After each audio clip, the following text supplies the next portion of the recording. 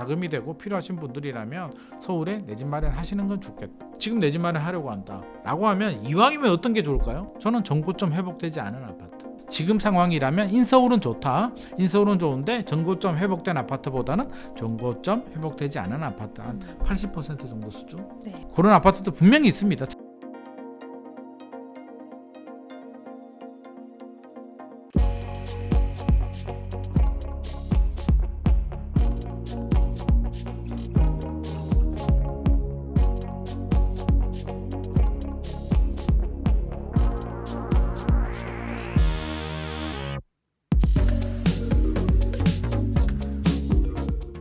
지금 서울 부동산이 단기간에 급등한 모습인데 네.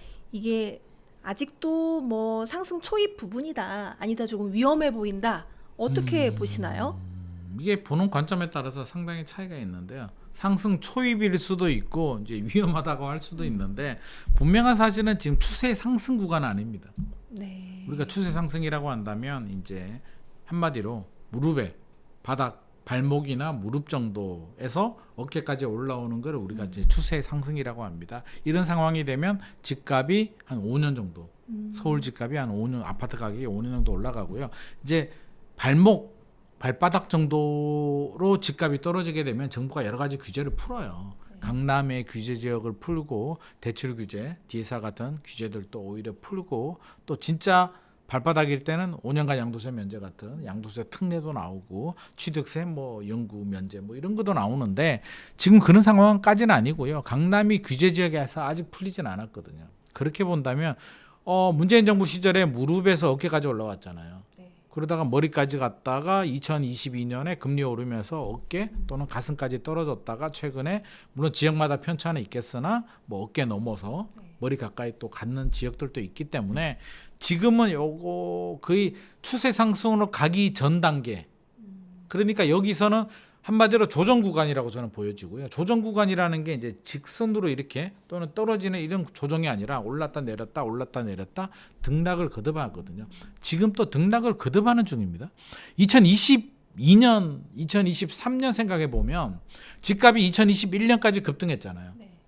2022년 어땠나요? 시름시름 상반기는 그냥 보합 가다가 하반기에 금리가 오르면서 툭 떨어졌다가 2023년 상반기 다시 올라가다가 2023년 추석 이후에 다시 꺾였다가 올해 설 지나고 다시 올라갔다가 여름에 많이 올랐다가 지금 또 주춤하잖아요. 주춤하는 구간에서 살짝 떨어질 수는 있어요. 좀 더 떨어질 수도 있습니다. 그러면 그걸 하락으로 봐야 되느냐? 폭락으로 봐야 되느냐? 그러니까 이게 그거하고 똑같아요. 구간으로 보면 7월 구간만 딱 쳐다보면 폭등이야. 9월 구간만 딱 보면 보합? 조정이야. 만약에 이게 만약입니다. 네. 만약에 10월, 11월에 좀 떨어져요. 그럼 이걸 폭락으로 봐야 되느냐? 구간만 보지 말고 구간 스펙트럼을 좀 넓게 보자는 거죠. 유튜브들 중에서도 이제 그렇게 하시는 분들이 많이 있는데 하락 유튜브들 같은 경우는 그 포인트, 그 시점만 딱 찍어가지고 집값 떨어지잖아. 내가 맞아. 폭락이야.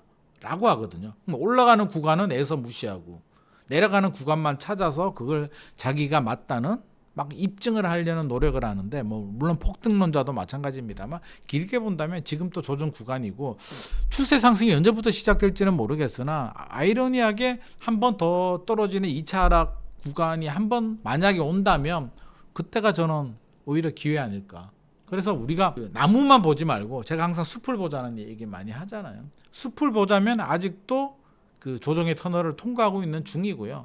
지금부터 계속 올라간다라고 볼 수는 저는 없을 것 같습니다. 계속 올라가면 앞서서 헬리오시티가 24억 찍었고 엘스가 뭐 27억 최고 가격 막 이런데 여기서 계속 올라가면 5년 올라가면 헬리오시티가 50억? 2030년에 50억 가야 되는데 그럼 원베일리가 100억? 뭐 이렇게 가야 되잖아요. 근데 그렇게 가려면 그러니까 원베일리가 100억 갈 수는 있어요. 왜? 그냥 부자들 시장이니까 뭐 현금 100억이 있는 사람들 꽤 많이 있거든요. 근데 헬리오시티가 50억 가버리게 되면은요. 대출을 50% 받아도 25억 대출이거든요. 어지간한 중산층이 대기업 다니거나 전문직이라도 25억 대출 받고 원리금 상환하면서 거주하기는 지금 상황에서는 만만하지는 않습니다.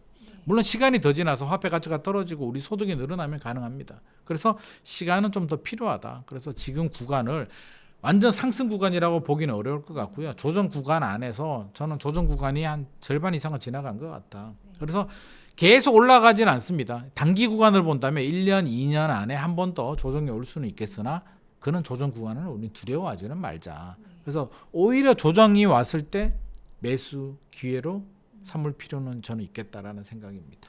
그렇다면 지금 서울 부동산 사는 것은 어떻게 보시나요?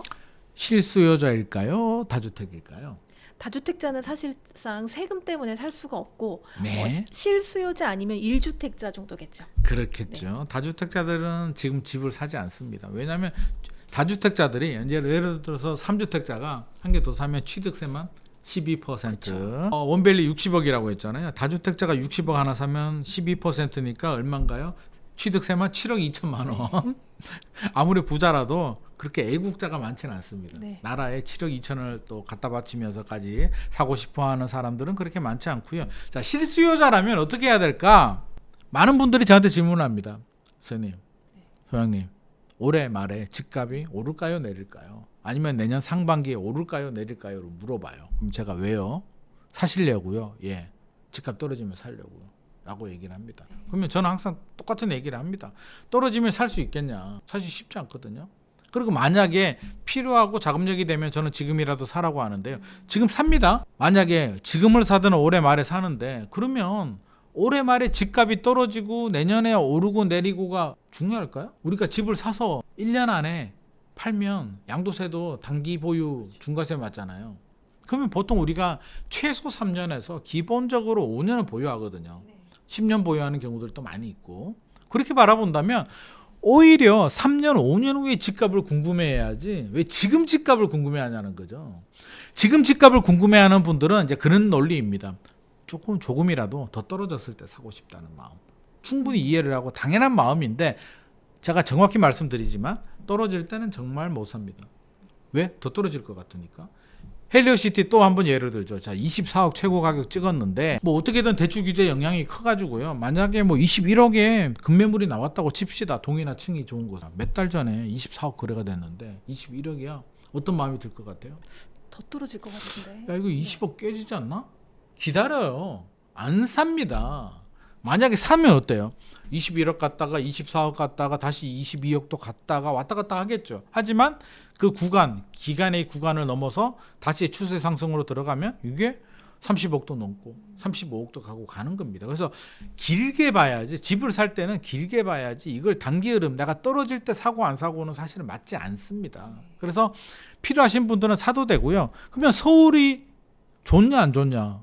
서울보다 더 좋은데 서울은 왜 좋으냐? 일단 입주 물량이 희소해요. 입주 물량이 희소하다는 얘기는 공급을 해야 되는데 서울은 공급할 땅이 없다. 없죠. 서울이 공급할 땅은 빈 땅은 제가 볼 때는 그 여의도 네. 국회를 밀어버리면 그게 빈 땅이 많이 나옵니다. 첫 번째, 두 번째 용산 민족공원 밀어버리고 아파트 지어도 되는데 현실적으로 불가능하죠. 자, 세 번째 서울에 대학교가 많거든요. 네. 대학교 다 보내버리고 아파트 지으면 되는데 불가능하겠죠. 그래서 현실적으로 서울에 새 아파트를 공급할 수 있는 건 그린벨트밖에 없는데 정부가 88 대책 때 그린벨트 풀어서 공급을 하겠다라고 하는데 그게 10년이 걸릴지 15년이 걸릴지 알 수는 없습니다. 현실적으로 서울은 공급은 굉장히 제한적이다. 수요와 공급의 경제 논리에서 일단 공급이 제한된다는 얘기는 핸디캡이 굉장히 커요. 그러면 이제 수요밖에 안 남거든요. 그 서울은 수요가 늘어나면 오르고 수요가 줄어들면 집값이 떨어질 수도 있는 그런 지역입니다. 그럼 서울 수요는 줄어들까요, 늘어날까요? 늘어나죠. 늘어날 가능성이 네. 높습니다. 절대 수요는요. 왜 늘어나느냐? 서울 집을 누가 살까요? 서울 아파트 외지인 비중이 약 한 25% 정도 되거든요. 네. 경기도에 계시는 분, 인천에 계시는 분, 지방에 계시는 분, 미국에 계시는 분들도 서울 아파트를 사고 싶습니다. 네. 왜? 미분양도 적고 입주 물량도 적고 수요는 많고 집값은 올라가고 교통, 문화, 학교, 일자리 없는 게 뭐야? 진짜 다 있잖아요. 물가 비싼 거 빼고. 그러니까 애를 안 놓지. 살기가 힘드니까. 서울이 살기가 좋으면서도 아이러니하게 살기가 어려운 지역이 서울입니다. 삶의 만족도가 떨어지는 곳, 출산율이 떨어지는 곳. 서울 출산율이 0.5명 정도 됩니다. 약. 우리 평균이 0.72명이거든요. 서울에서 멀어질수록 전라도는 0.9명이 넘습니다. 그러니까 아이러니하게 서울에서 멀어질수록 삶의 만족도는 높아진다. 하지만 서울이 또 편리하고 살기 좋기 때문에 수요는 굉장히 두텁습니다. 그러면 서울은 수요가 굉장히 탄탄해요. 지방에 계시는 공부 잘하는 분들, 제 조카도 마찬가지고 다 서울로 옵니다. 공부 잘하면 서울로 와서 우수한 인재들이 공부해서 나오면 기업들이 모셔가겠죠. 그럼 수도권에 자리를 잡아요. 그러면 부모님이 수도권에 집을 또 해줘야 되잖아요. 본인이 마련을 하든 다 서울 수요가 되는 겁니다. 그러니까 서울 집값은 장기적으로 올라갑니다. 인구가 감소하면 어떡하죠?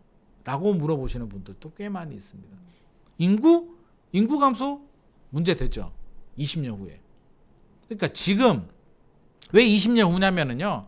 주택 구매 연령이 옛날에는 이제 40에서 59세 정도, 요즘은 이제 30대도 집을 많이 사니까 30에서 59세로 바라본다면 2015년부터 출산율이 이제 계속 줄어들었거든요. 그러면 그 출산율 줄어든 애들이 30대가 될 때까지 시간이 저는 한 20년, 25년 정도 보고 있거든요. 그러면 2040년, 2045년 정도에는 영향을 줍니다. 우리가 지금 뭐 3년, 내년, 3년, 5년 후도 지금 잘 모르겠는데 20년 후에 집값을 예측을 하고 우리가 반응을 한다는 것 자체는 저는 난센스다. 그럴 가능성, 그런 고민은 제발 하지 말자.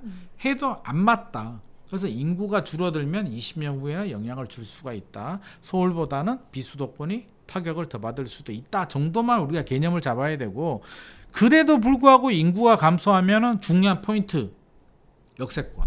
네. 역세권 굉장히 중요합니다. 앞으로 역세권의 가치는 더 중요해집니다. 그래서 우리가 역세권은 진짜 체크를 좀 해야 돼요. 앞으로도 우리가 집을 10년을 가지고 갈지 5년을 가지고 갈지 20년을 가지고 갈지는 모르겠으나 역세권은 굉장히 중요한 포인트가 될 것 같고요. 두 번째는 일자리입니다. 일자리. 네. 양질의 일자리가 굉장히 중요합니다. 동탄 신도시 같은 경우 일자리. 네. 수원, 동탄, 뭐 평택같이 뭐 반도체라든지 우리나라 핵심 기업들이 있는 곳들 일자리의 경쟁력 굉장히 좀 강하다고 생각이 됩니다. 세 번째는 이제 주거 인프라, 살기 좋은, 맞물려 있죠. 역세권이 있고 일자리가 있는 곳에는 또 주거 인프라가 좋아집니다. 그래서 요거는 우리가 앞으로도 점점 더 중요한 가치가 올라가는 가치이기 때문에 반드시 좀 체크를 좀 할 필요가 있을 것 같고요. 서울은 갖춰져 있습니다. 그래서 단기간에 서울 집값이 조정 구간 내에서 단기 급등에 대한 피로감과 규제와 뭐 이런 게 맞물리면서 조정이 될 수는 있으나 그런 조정은 한 6개월에서 길면 1년, 아주 길어도 2년 정도밖에는 되지 않습니다. 그래서 혹시라도 조정 구간에 들어온다면 용기를 내서 정부가 규제를 풀어주게 되면 다주택자들도 주택수를 더 늘릴 거고요. 무주택자들은 당연히 들어가야 되고, 무주택자들은 근데 떨어지면 무서워서 못 들어가기 때문에 저는 자금이 되고 필요하신 분들이라면 서울에 내 집 마련하시는 건 좋겠다. 이왕이면, 만약에 지금이에요. 지금 내 집 마련하려고 한다 라고 하면 이왕이면 어떤 게 좋을까요? 저는 전고점 회복되지 않은 아파트, 장기적으로 자금이 되고 나는 10년 이상 가지고 갈래, 그러면 전고점 아파트 사도 돼요. 엘스 리센트 다 좋습니다. 헬리오시티도 좋고요, 반포도 좋고요. 자기 자금에 맞춰서, 자기 구매 능력에 맞춰서 사는 거는 좋은데, 그래도 우리가 이 방송을 보고 고민을 한다는 얘기는 자금이 그렇게 뭐 충분하다? 그러지 않잖아요. 대다수는 여러 가지 있는 한정된 자원을 가지고 대출도 받아야 되고 아니면 전세를 끼고 사야 되고 고민을 해야 되기 때문에 전고점 도달되지 않는 아파트, 송파구에도 여전히 많이 있고요. 강남에도 있고요. 마용성에도 여전히 많이 있습니다. 사실 전고점 도달한 아파트들은 거의 랜드마크, 신축 아파트 위주로 움직였기 때문에 꼭 그 아파트만 고집할 필요는 저는 없다고 생각합니다. 순서가 있거든요. 항상 랜드마크가 먼저 움직이고 뒤에 따라서 이제 키를 맞춰가기 때문에 항상 랜드마크 같은 값이면, 그러니까 집값이 떨어졌을 때 하락 구간일 때는 랜드마크 아파트를 사는 게 맞고요. 지금같이 랜드마크가 먼저 치고 올라갔을 때는 회복이 덜 된 아파트 위주로, 또 지역도 마찬가지고. 서울이 거의 다 올랐어. 예를 들어서 서울이 문재인 정부 시절로 본다면 2014년부터 올랐거든요. 2013년부터 이제 거래량은 늘어났고 14년, 15년, 16년, 17년, 18년, 19년, 20년 서울은 꾸준히 이렇게 올라갑니다. 인천 같은 경우는 2019년까지 거의 안 올랐어요. 자, 2019년 구간만 보면, 2018년, 19년 구간만 보면 어떻게 돼요? 답이 없잖아요. 네. 야, 얘들은 안 되는 동네야. 답이 없어라고 할 수 있는데 구간을 넓게 잡으니까 어때요? 2020년, 2021년의 상승률은 서울을 완전히 뛰어넘습니다. 인천이 인천 의정부 이런 데가. 그래서 결국에는 평균을 내버리면 비슷하게 다 올라 버렸어요. 근데 서울은 꾸준히 올라간다. 인천은 늦게 많이 올랐다. 그렇게 바라본다면 2017년, 18년 이런 구간일 때는 서울이나 마용성이 들어가는 게 현명했는 거고 2019년이나 2020년 같은 경우는 오히려 인천이나 의정부나 오산이나 안성 이런 데 들어가는 게 더 효과적일 수도 있죠. 그래서 항상 상황에 맞는 적절한 좀 판단이 필요하다. 지금 상황이라면 인서울은 좋다. 인서울은 좋은데 전고점 회복된 아파트보다는 전고점 회복되지 않은 아파트 한 80% 정도 수준. 네. 아파트. 정고점 대비 80%요? 네. 네. 그런 아파트도 분명히 있습니다. 찾아보면 있어요. 그래서 그런 아파트들은 내가 필요하다. 자금이 된다 하시는 분들 하시고 준비가 안 됐고 자금도 부족한데 갑자기 방송 보다가 나도 사야 되는 거 아니야? 막 대출 받아가지고 부모님한테 없는 돈 받고 이렇게 해서 할 필요는 없는 것 같고 필요하고 자금 되시는 분들이라면 한 80% 정도 수준이면 충분할 것 같습니다. 그럼 지금 같은 시점에 재개발, 재건축에 투자하는 거는 어떻게 보시나요? 당연히 좋죠. 당연히 좋은데 시간이 오래 걸린다는 건 전제 네. 조건입니다. 오래 걸려요. 특히 재건축, 재개발은 더 오래 걸리고요. 사람들이 많이 착각하는 게 뭘 착각을 하냐면 정부가 막 발표하면 막 금방 될 것처럼 1기 신도시 특별법, 노후계획도시 특별법 나오면 막 2027년에 착공 들어갈 것 같은 환상을 심어주는데 가능해요. 2027년에 착공 들어가는 게 안 되나요? 불가능합니다. 그거 들어가면 제가 여기 구독자들한테 제가 커피 한 잔씩 안 들어가면 저한테 쏘십시오. 안 됩니다. 불가능합니다. 왜 불가능하냐면 2027년에 착공 들어가려면요. 지금 이주해야 돼. 이주하는 데만 2, 3년 걸리거든요. 야, 이주해? 땅? 모든 사람들 이사 간다? 이건 현실적으로 불가능하고요. 조합원들은 사정이 다 달라요. 우리 애가 고3이어가지고 못 간다. 지금 고2인데 무슨 소리냐. 난 내년까지 살아야 된다. 우리가 뭐 건강이 안 좋다. 우리 노모가 어쩌다. 뭐 수많은 사정들이 있기 때문에 2, 3년 걸리거든요. 대단지들 이주하려면. 2027년 착공 들어가려면 이주해야 착공 들어가 멸실하고 착공이 들어가잖아요. 이주 안 했는데 그냥 멸실해버릴까요? 안 되죠. 그 뉴스 나오잖아요. 네. 말도 안 되는 얘기예요. 그래서 지금 이주해야 되는데 무슨 이주야. 조합도 안 만들었는데. 그러니까 있을 수 없는 얘기예요. 10년 후면은 다행이에요. 그래서 빨리 진행돼야 10년이다.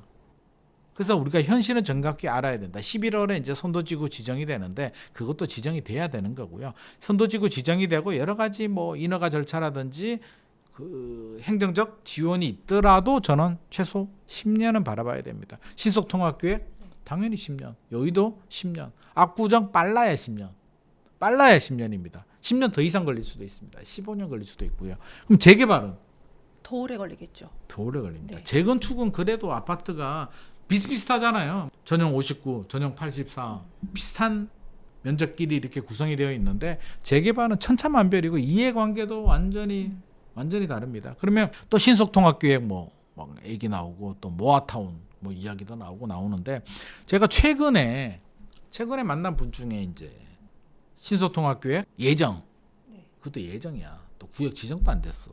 예정인 곳을 사고 싶다는 분을 제가 만났습니다. 그래서 제가 또 임장도 갔다 왔죠. 돈 받고 공짜는 안 되니까 돈 받고 이제 현장에 갔는데 차라리 구역 지정이 되고 추진이 되고 있는 거는 괜찮은데 신청을 했는데 떨어졌어. 또 신청했는데 또 떨어졌어. 그러니까 세 번째 신청을 했대요. 그럼 될까요? 세 번째? 어렵겠는데요. 그렇죠. 네. 현장에서는 된다 그러죠. 왜 계약을 시켜야 되니까. 근데 한 번 떨어지고 두 번 떨어졌는데 이유가 있을 거잖아요. 그렇죠. 서울시가 어지간하면 해주고 싶잖아요. 오성 서울시장의 업적이고 신속통합계획을 많이 해야 공급 물량이 나와서 그렇죠. 어지간하면 해주고 싶은데 어지간하지 않잖아요. 그렇죠. 근데 투자 가격은 괜찮아. 왜? 예를 들어서 뭐 신축 빌라더라고요. 가보니까 네. 한 매매 가격이 한 6억 정도 하더라고요. 그러면 전세가 한 3억 정도예요. 예를 들어서. 그럼 3억 투자로 가능하잖아요. 네. 서울에 정비 사업을 3억으로 투자하기 만만하지 않거든요. 그렇죠. 현실적으로. 네. 구역 지정이 되고 조합 설립이 되면 가격이 엄청 올라가니까. 네. 그래서 3억 정도로 투자할 걸 찾다 보니 이제 이런 게 눈에 들어오는 거고 현장에서는 야 신속통합 기획되면 이제 일사천리로 진행이 되니까 지금 구역 지정 되기 전에 빨리 솔깃하지. 솔깃한데 제가 가보니까 어떤 문제가 있냐면 일단 만약에 신속통합 기획이 추진된다고 해서 조사를 해보니까 이게 한 4억 정도 하던 물건이었는데 네. 신속통합 기획 바람이 불면서 6억 정도로 올랐어. 이미 올랐어. 근데 신속통합기획이 만약에 안 된다? 그럼 어떻게 될까요? 가격이 다시 떨어지겠죠. 다시 4억으로 돌아갑니다. 네. 그러면 이게 6억의 가치가 있는 동네인가 가보니까 막 길도 야 서울에 나는 그런 골목이 있는지는 진짜 막 옛날 무슨 드라마에 나오는 골목 차도 못 들어가는 골목 막 이런 데예요. 여기가 6억 가치가 있는 곳인가? 6억 가치 없죠. 오직 신속통합기획 하나만 보고 들어가는데 될까? 제가 왜 신속통합기획을 이렇게 부정적으로 보냐면 답은 오세훈 서울시장한테 있습니다. 오세훈 서울시장이 신속통합계획을 공격적으로 하고 있잖아요. 다음에도 임기를 한 번, 두 번 정도 더 하면 괜찮아. 2027년이 대선이죠? 네. 맞죠? 그럼 2026년 되면 이제 대선 모드로 들어가겠죠? 제 생각에는 오세훈 서울시장이 뭐 방송에서 그런 얘기를 했습니다. 51% 정도 마음이 기울었다. 제 생각에는 51%면 다 네. 기운 것 같습니다. 네. 무게중심이. 그렇게 되면 오세훈 서울시장이 만약에 그만두고 만약에 제가 서울시장이 됐다. 신속통합계획을 똑같이 할까요? 다르게 하겠죠. 계획도 바꾸고 네. 뭐 다르게 합니다. 그래도 같은 당이면 비슷하게라도 하겠지. 네. 당이 달라지게 되면 완전 원점에서 리셋돼 버립니다. 네. 그래서 이게 지금 이제 구역 지정할까 말까 하는 곳들은 사실 불확실성이 너무 크고요. 우리 그 한강 르네상스 기억나시나요? 네. 성수 전략정비구역이라고 네. 있었습니다. 트리마제 옆에. 네. 입지가 캡장 최고 정말 좋은 곳인데 50층 추진하다가 그때 서울시장 바뀌었잖아요. 뭐지? 뭐 급식? 무상급식?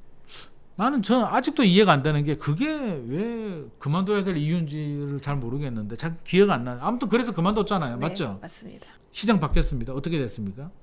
50층으로 고층 개발해 주겠다는 게 시장 바뀌니까 무슨 소리야. 35층으로 해. 아직도 안 되고 있잖아요. 그렇게 정책의 일관성이 우리나라에서는 부족합니다. 그러면 오세훈 서울시장이 계속 해주면 좋겠는데 저는 계속 해주지 않을 것 같다. 그러면 신속통합계획의 최대 수혜 단지는 어떤 단지냐면 예를 들어서 건축 심의를 앞두고 있거나 조합을 만들고 뭔가 추진하다가 바틀렉이 있잖아요. 뭔가 진행이 잘 안 되는데 신속통합계획으로 추진이 되면서 뭐 건축 심의가 나왔다. 사업 시행 계획을 받았다. 뭐 이런 거 있잖아요. 뭔가 단계를 넘어버렸어. 신속통합계획의 힘을 빌려서 산 하나를 넘어버린 단지들은 여기 넘기가 굉장히 어려운데 덕분에 넘었잖아요.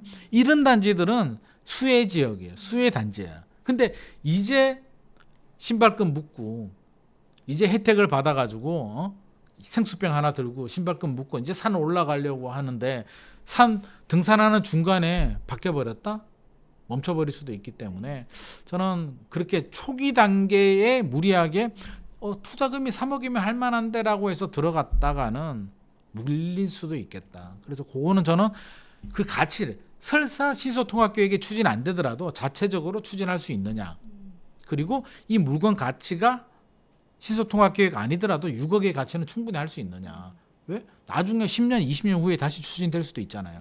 그러면 6억 가지고 잘 버텨주면 괜찮은데 앞서서 제가 말한 물건은 안 되는 순간 저는 4억으로 내려올 것 같습니다. 그러면 나 어떻게 해? 팔았는 사람만 4억에서 6억 2억 시세 차이가 없고 나는 다시 4억 가면 다시 6억 갈 때까지 또 기다려야 되잖아요. 네. 자금이 오랜 세월 동안 묶였는데 그 사이에 좋은 타이밍이 왔어.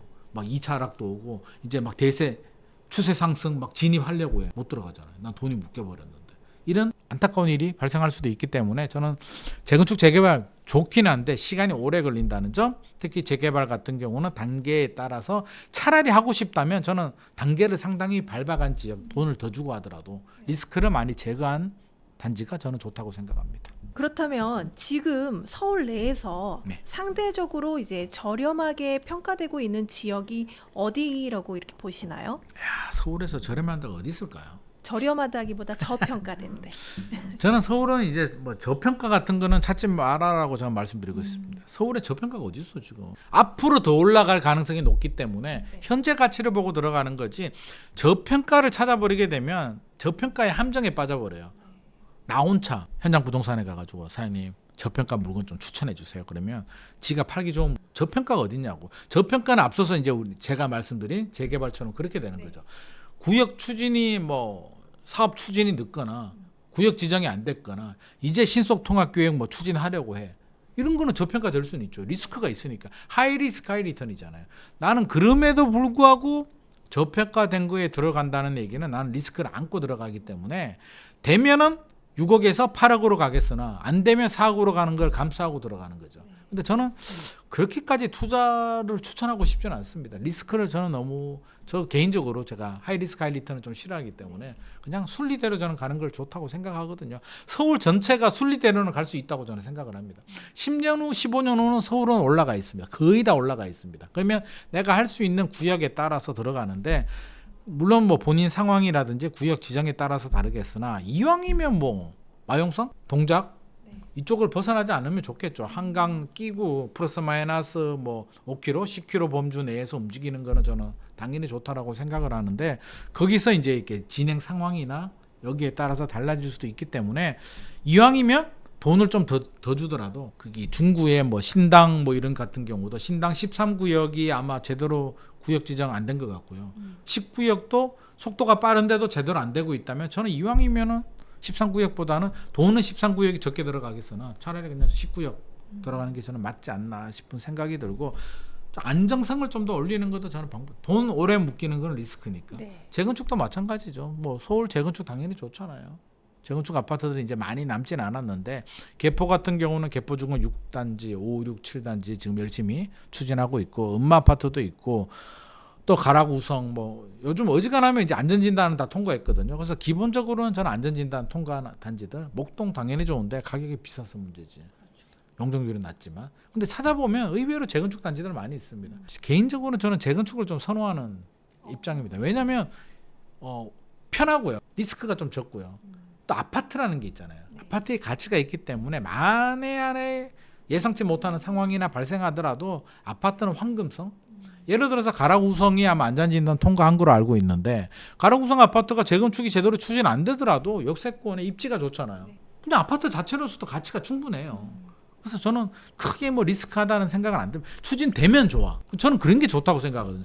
지금으로도 가만히 5년 10년 있으면 가치가 올라갈 수가 있는데 재건축이 되면 플러스 알파로 더 올라가겠죠. 이거는 좋은데 재개발 같이 재개발 때 이제 구역마다 다릅니다. 재개발 같이 이것만 바라본다면 이게 안 돼 버리게 되면 이 빌라 노후 30년 40년 된 노후 골목의 빌라가 무슨 그렇게 가치가 높겠습니까? 그래서 진행 상황을 좀 봐야 되겠고 재개발 구역 중에서는 저는 그래도 괜찮게 본다면 거의 마천 쪽에 안 되다가 다시 추진하는 곳들이 있거든요. 거기는 입지가 워낙 좋으니까 강남의 마지막 뉴타운이라고 하는 거의 마천 쪽이나 노량진 뉴타운도 평지거든요. 지금 꽤 많이 진행이 되고 있는데 뭐 열심히 공사하고 있는데 그런데 수색 증산이라든지 또 신당이라든지 이렇게 눈에 보이는 구역들 이미 대표적인 구역들 그런 곳들을 저는 좀 안정적으로 보고 있고 잘 안 되는데 지금까지 안 됐는데 신소통합 기획 덕분에 뭔가 해보려는 곳들은 신소통합 기획 덕분에 안 될 수도 있기 때문에 저는 그런 어떤 뭐 정책적인 호재로 인해서 확 단기간에 올해 뭐 2억 올랐다 이런 것들은 추천하고 싶지는 않습니다. 오늘 좋은 말씀 감사드립니다.